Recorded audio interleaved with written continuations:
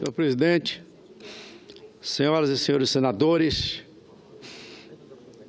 a palavra da moda hoje é flexibilização. E, na realidade, significa um afrouxamento da lei trabalhista para tirar direitos e promover, criar primazias para a classe empresarial. Não que a classe empresarial não mereça atenção de nós, senadores, que discordamos da reforma trabalhista. Aliás, eu penso até que uma grande parte dos empresários brasileiros não esperava que essa reforma trabalhista viesse com tanta profundidade, ao ponto de que recentemente foi feita uma pesquisa em São Paulo e ficou demonstrado que 73% dos empresários pesquisados demonstraram, por A mais B, que essa reformulação tão profunda na lei trabalhista não criaria mais oportunidades de emprego, nem maior lucratividade às empresas. Isto é uma falácia afirmar de que a simples modificação, alteração na lei trabalhista vai gerar milhares e milhares de empregos. Numa fase em que o Brasil se encontra em recessão profunda, com 14 milhões de pessoas fora do mercado de trabalho, e vem uma proposta da Câmara dos Deputados alterando mais de 100 artigos da CLT,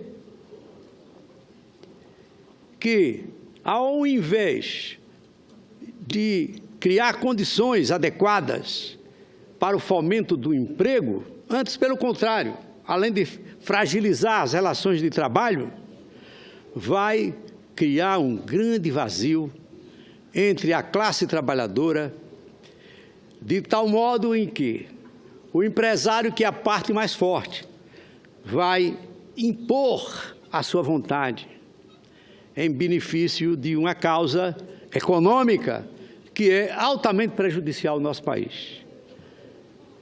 Eu quero crer, senhor presidente, que em toda relação, seja política, seja familiar, seja social ou econômica, o que vai servir para uma boa e adequada qualificação nesta relação é o respeito mútuo, é a harmonia. E, neste caso, a lei trabalhista cria uma desarmonia desnecessária entre os empresários do Brasil, que com tanto esforço edificaram a economia do nosso país, e dos trabalhadores que ajudaram a construir o nosso país, nosso Brasil. Portanto, senhor presidente, quero aqui reiterar a minha posição contrária à reforma trabalhista. Não compactuarei com uma proposta que subtrai direitos duramente conquistados nas últimas décadas pela classe trabalhadora. E aqui não vou entrar em detalhes, porque vários senadores já manifestaram em mais de 20 pontos a flexibilização maldosa que foi feita na nossa lei trabalhista. Inclusive, o nobre senador, nosso eminente senador, Paulo Paim, a quem consulto todas as vezes em que há em jogo os interesses da classe trabalhadora. Sob a retórica de que se está modernizando a legislação, o governo impõe a este Senado a votação, a toque de caixa e sem direito ao contraditório, de uma profunda reforma da CLT, forjada na lógica do capital, da redução de custos e do aumento dos lucros. Utiliza essa proposta como meio para atrair investimentos e credibilidade junto ao empresariado. Escolhe o caminho mais fácil, deixando à deriva o trabalhador. Se for para melhorar a relação entre capital e trabalho, não vejo que este seja o caminho. Inclusive, me pergunto se é isto que o verdadeiro empresário quer como prioridade do governo. O empresário sério deste país quer igualdade de condições, sem a interferência nefasta da corrupção, do apadrinhamento nocivo com sugadores do dinheiro da nação.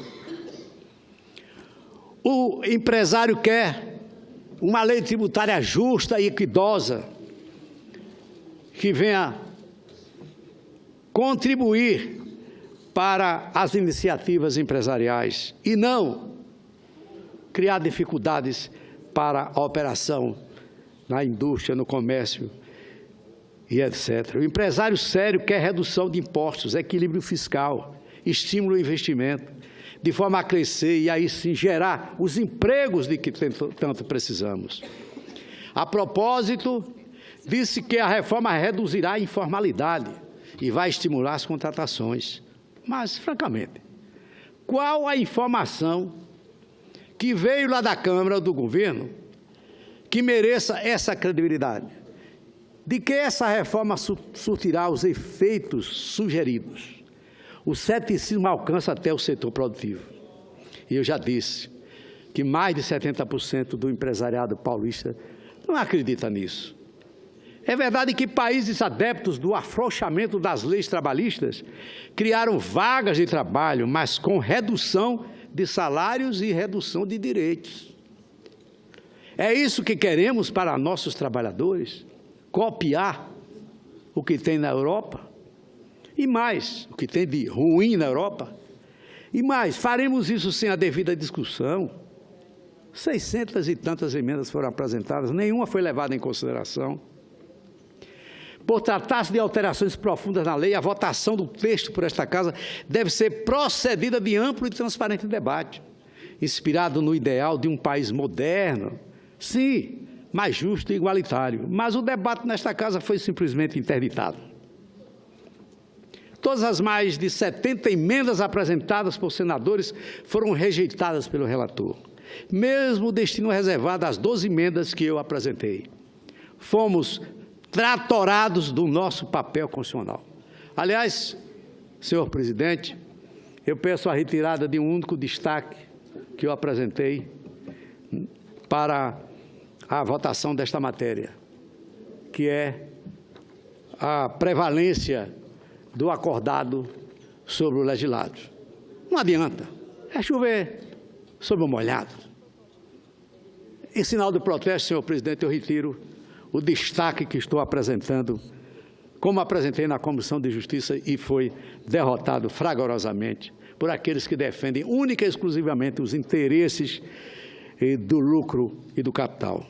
Não podemos aceitar tal atropelo e delegar passivamente ao presidente da República o poder de ajustar a matéria, com a promessa de edição de medida provisória, corrigindo a proposição aqui e ali. Imagine. Em que se tornou o Senado Federal? Ali está Rui Barbosa, que fez a nossa Constituição e é o patrimônio da nossa casa.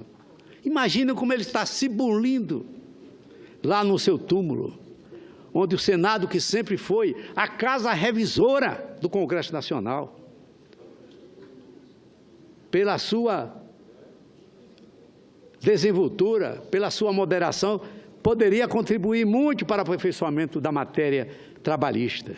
E nós somos, assim, impedidos de apresentar qualquer alteração na reforma trabalhista, ou seja, fomos tolhidos das nossas atribuições que foram conferidas pela primeira Constituição republicana, adotada no Brasil por intermédio da inteligência inigualável, histórica, de Rui Barbosa.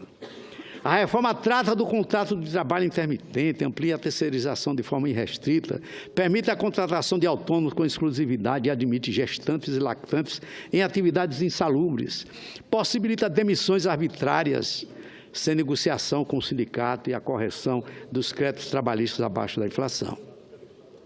Transfere para o empregador a opção de mascarar salário por meio de auxílio alimentação. Há bônus, prêmios e diárias que seriam pagos em prejuízo do cálculo de férias e de outras verbas Senador Valadares, mais um minuto para a conclusão da vossa fala. Aproveitando, senhor presidente, como eu não gosto de chover no molhado, eu gostaria que registrasse nos anais da casa o restante do meu discurso. E viva o Brasil! É este o Brasil que nós estamos vivendo neste momento.